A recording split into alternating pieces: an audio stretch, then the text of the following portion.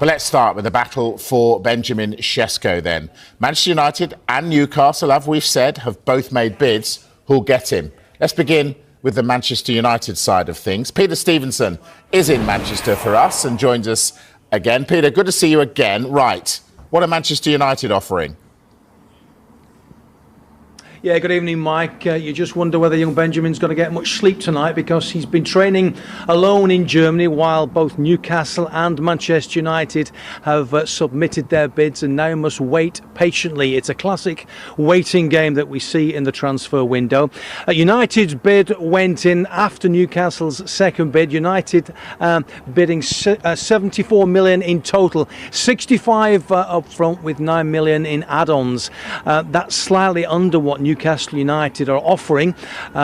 United, of course, having finished 15th in the Premier League last season, can't offer Champions League football either. So football logic suggests the advantage would be with Newcastle. But what we're hearing this afternoon is that the young striker, who's been training alone all day, is favouring a move to Old Trafford. What that will do is significantly, of course, increase United's attacking options. We've seen Matheus Cunha come in, we've seen Brian Mbeumo come in, and really, if you like, experienced Premier League performers. And when you throw young Benjamin into the mix, I'm sure that's what Ruben Amorim is hoping for. A really good attacking, potent threat from United, something which we didn't see at all last year.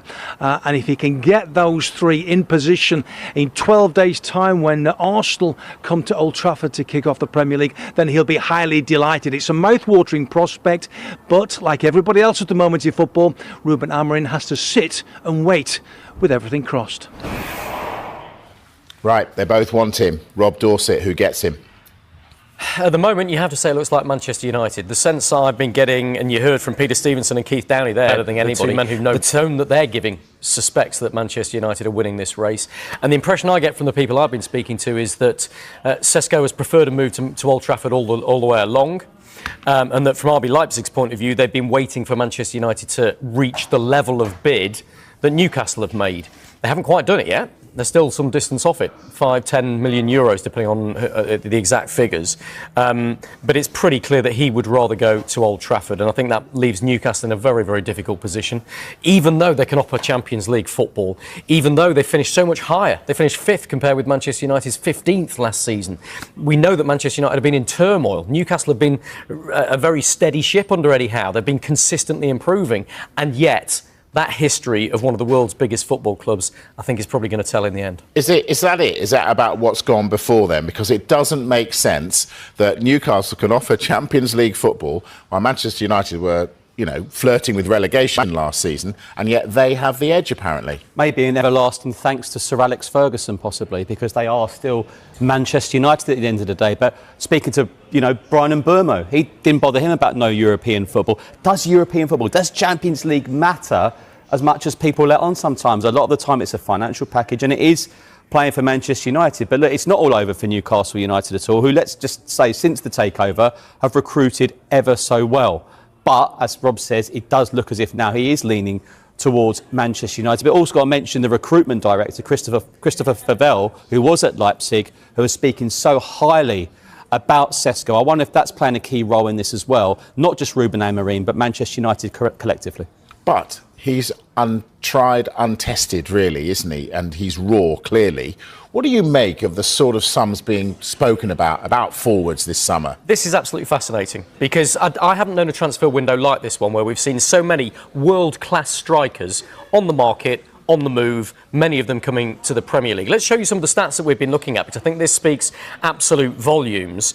You can see some of the summer signings there and just how much we're talking about. There's a star, of course, next to Benjamin Sesko, because that's not completed yet, but you can see that Hugo Ekitike is at the top of that one at £79 million. Gyökeres 63.5. Matheus Cunha, not a striker, he's a forward. Same with João Pedro, you'd say there. Look at the absolute bargain for Chelsea at the bottom, Liam Delap there with a £30 million release clause. I think it's right that you put him in this sort of category, this sort of company. I think he could be that good.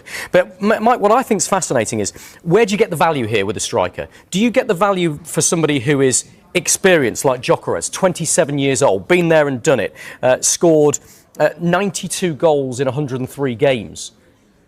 for Sporting. Yeah, in which league, though? In the Portuguese Premier League. Yeah, but he's been there and done it. He's 27. He's a proven goal scorer.